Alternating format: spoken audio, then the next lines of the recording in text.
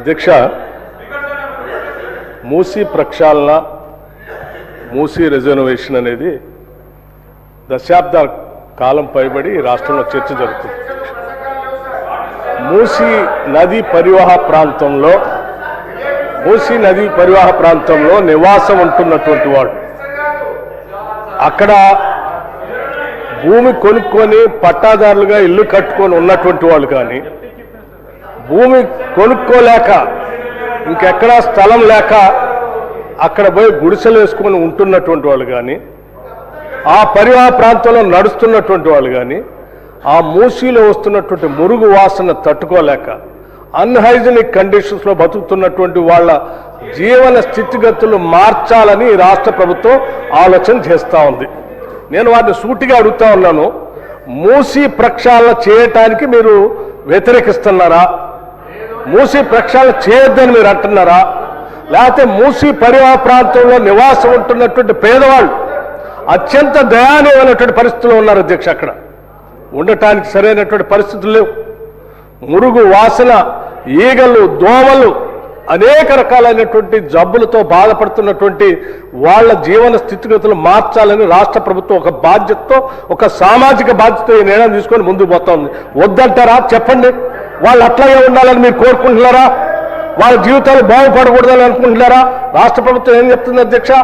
ఆ పరివాహ ప్రాంతంలో ఉన్నటువంటి పేదవాళ్ళు గుడిసెలు ఏమైనా పోతా ఉంటే, ఎంతమంది గుడిసెలు పోతా ఉన్నాయో అంతమందికి లెక్క కట్టి వాళ్ళకి పట్టా ఉన్నా లేకపోయినా అదే పరివాహ ప్రాంతంలో వాళ్ళకి అపార్ట్మెంట్స్ కట్టి అక్కడ ఆ అభివృద్ధిలో వాళ్ళ భాగస్వాములు చేస్తామని రాష్ట్ర ప్రభుత్వం ఘంటాపథంగా రాష్ట్ర ముఖ్యమంత్రి అనేక సందర్భాల్లో చెప్తే కూడా ఇంకా పేదవాళ్ళ నిస్సహాయతని అడ్డంగా పెట్టుకుని ఈ రాష్ట్ర ప్రభుత్వం మార్పుకి నాంది పలుకుతూ నగరాన్ని మణిహారంగా మార్చాలని మూసీ నదిని తయారు చేస్తూ ఉంటే ప్రతి దానికి అడ్డుపడి పేదల జీవితాల్లో మార్పు రావద్దు, వాళ్ళ జీవన స్థితిగతులు మార్చొద్దు.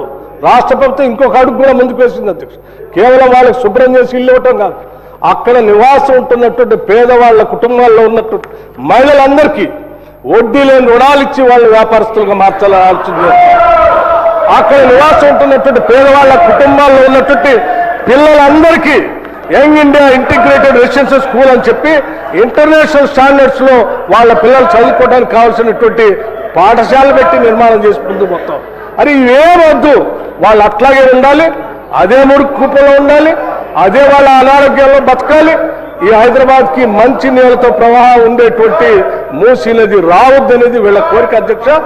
వీళ్ళు ఏ రకంగా అయితే పేదవాళ్ళలానే ఉండాలి, మురుగు కుప్పలోనే ఉండాలి, వాళ్ళ జీవన స్థితిగతులు మెరుగుపడొద్దని కోరుకోవాలి. ఇవన్నీ కోరుకునేటువంటి వాళ్ళు మీరు ఈ రకంగా మూసీ ప్రక్షాళన అడ్డుపడతా ఉన్నారు. ఇది కరెక్ట్ కాదు అధ్యక్ష. ఇది ఒక మహాయజ్ఞం. ఈ యజ్ఞం చేసేటప్పుడు మనం ఇచ్చినటువంటి ప్రదేశంలో చాలా స్పష్టంగా చెప్పారు. వీళ్ళు ఏమడిగారు అధ్యక్ష? మూసీ నదిలోకి వచ్చే నాళాలని శుద్ధి చేసి పంపిస్తారా లేదా మళ్ళీ మురికి కోపం వస్తాయంటే చాలా స్పష్టంగా ఆ రోజు ప్రజెంటేషన్లో చెప్పారు. మూసీ నదిలోకి వచ్చే ప్రతి నాళాకి ఎస్టీపీలు పెట్టి వాటన్నిటిని శుద్ధి చేసిన తర్వాతనే ఆ నీళ్ళని మూసీ నదిలో వదులుతామని చాలా స్పష్టంగా ఆ రోజు వివరించడం జరిగింది. దాని గురించి కూడా పక్కగా పట్టిస్తాం అధ్యక్ష. ప్రజెంటేషన్లో ఇచ్చిన దానిపైన పబ్లిక్గా వెబ్సైట్లో కూడా పెట్టారు. అందులో ఏమైనా మీరు సలహాలు సూచనలు ఇద్దామనుకుంటే ఇవ్వండి అని చెప్పారు. అంతేకాదు అక్కడ పరివాహ ప్రాంతంలో ఉన్నటువంటి పేదవాళ్ళకి ఏమైనా ఇబ్బందులు ఉంటే వాళ్ళ ఆలోచనలు కూడా పరిగణలో తీసుకోండి అని చెప్పారు.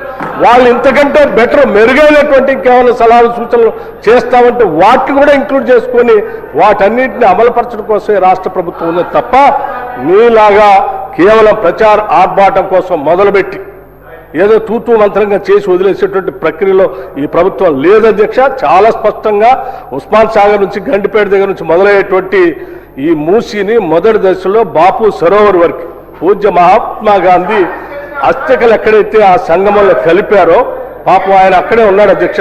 సత్యమేవ జయతే. ఆయన అందరూ కోరుకునేది ఎప్పుడు కూడా ఒకటే, మనం తీసుకునే ప్రతి నిర్ణయంలో అత్యంత పేదవాడు కన్నీళ్లు మనం తూడుస్తున్నామా లేదనేటువంటి ఆలోచన చేయండి అని చెప్పాడు. అందుకే ఈరోజు మూసీ ప్రక్షాళన జరిగేటువంటి కార్యక్రమంలో భాగంగా బాపూజీ ఘాట్ని అక్కడ గాంధీ సరోవర్గా గాంధీ సరోవర్గా పేరు మార్చడం కాదు, ఆయన ఆలోచన చేసినట్టుగా అత్యంత పేదవాడు కన్నీళ్లు తూడుస్తూ వాళ్ళకి ఆ శుభ్రం చేసినటువంటి హైజీనిక్ కండిషన్స్లో అభివృద్ధి చేస్తున్నటువంటి మూసీ పరివాహ ప్రాంతంలో వాళ్ళ భాగస్వాములు చేసేటువంటి ప్రక్రియ ఈరోజు రాష్ట్ర ప్రభుత్వం చేస్తూ ఉంది. దీన్ని అభినందించవలసిందిగా నేను వారిని కోరుతా ఉన్నాను.